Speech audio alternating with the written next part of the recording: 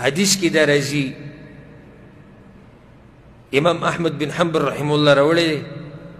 ابو قتاده رضی الله عنه روایت ته وی پیغمبر صلی الله علیه وسلم منبر ته وخته او آواز یې وکړو چې الصلاة جامعه د جمع منزل راشئ فلما اجتمع الناس کله چې دا خلک راجمع شو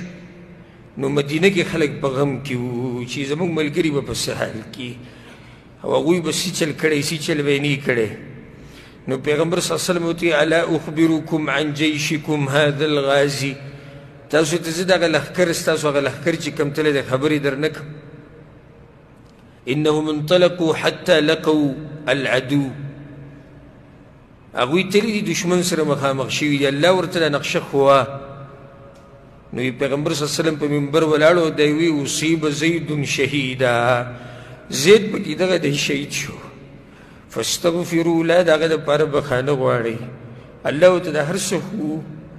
فاستغفر له الناس نو ټول جومات وویل الله دې زید وبخي